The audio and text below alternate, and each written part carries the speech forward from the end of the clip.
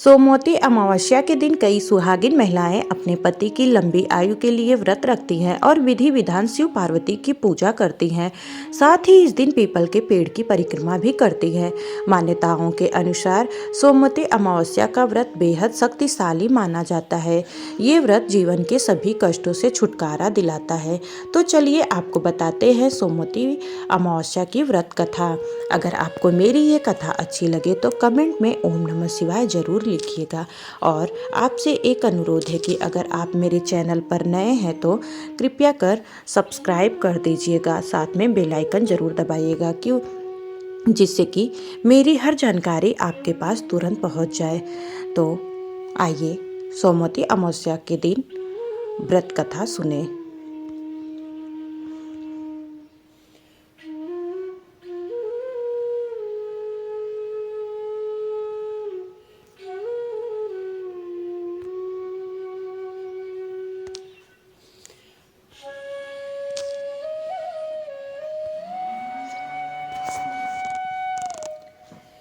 एक गरीब ब्राह्मण परिवार था। उस परिवार में पति पत्नी के अलावा एक पुत्री भी थी। वह पुत्री धीरे धीरे बड़ी होने लगी। उस पुत्री में समय और बढ़ती उम्र के साथ सभी स्त्रियोचित गुणों का विकास हो रहा था। वह लड़की सुंदर, संस्कारवान एवं गुणवान थी, किंतु गरीब होने के कारण उसका विवाह नहीं हो पा रहा था। एक दिन उस ब्राह्मण के घर एक साधु महाराज पधारे। वो उस कन्या के सेवा भाव से काफी प्रसन्न हुए। कन्या को लंबी आयु का आशीर्वाद देते हुए साधु ने कहा कि इस कन्या की हथेली में विवाह योग्य रेखा ही नहीं है। तब ब्राह्मण दंपति ने साधु से उपाय पूछा कि कन्या ऐसा क्या करे कि उसके हाथ में विवाह योग बन जाए।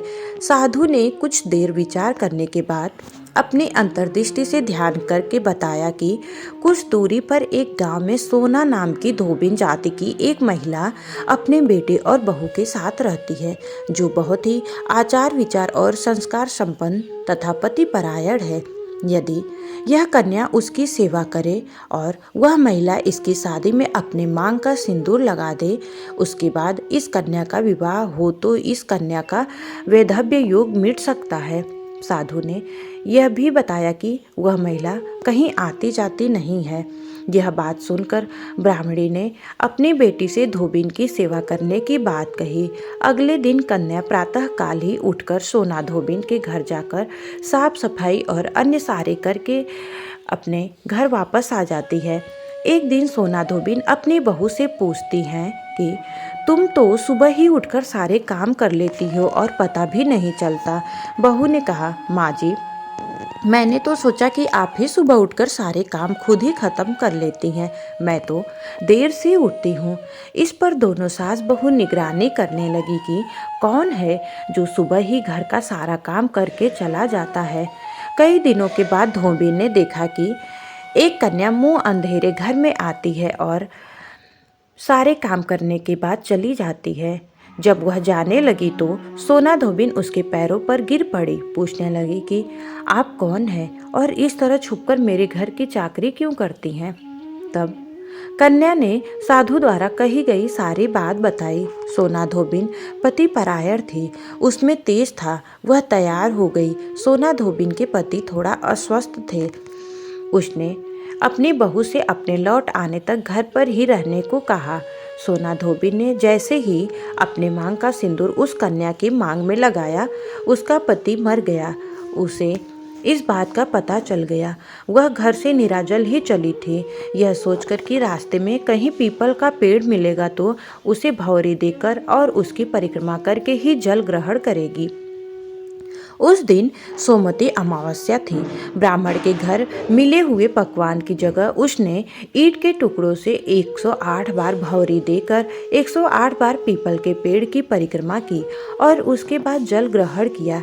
ऐसा करते ही उसके पति के मुर्दा शरीर में वापस जान आ गई। धोबिन का पति वापस जीवित हो उठा। इसलिए सोमवती अमावस्या के दिन से शुरू करके जो व्यक्ति हर अमावस्या के दिन भौरी देता है, उसके सुख और सौभाग्य से वृद्धि होती है।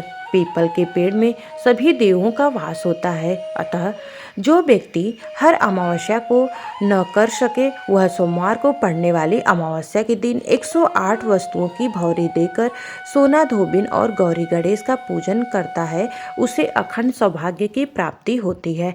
ऐसी प्रचलित परंपरा है कि पहली सोमवती अमावस्या के दिन धान, पान, हल्दी, सिंदूर और सुपारी की भौरी दी जाती है। उसके बाद ही सोमवती अमावस्या को अपने सामर्थ्य के हिसाब से फल, मिठाई, सुहाग सामग्री, खाने की सामग्री इत्यादि की भौरी दी जाती है और फिर भौरी पर चढ़ाया गया सामान किसी सुपात्र ब्राह्मण, नंद या भांजे को दिया जाता है। तो आपको मेरी ये कथा कैसी लगी कमेंट में ओम नमः शिवाय लिखकर जरूर बताइएगा और मेरे चैनल पे आप नए हैं तो कृपया कर सब्सक्राइब कर लीजिए। धन्यवाद।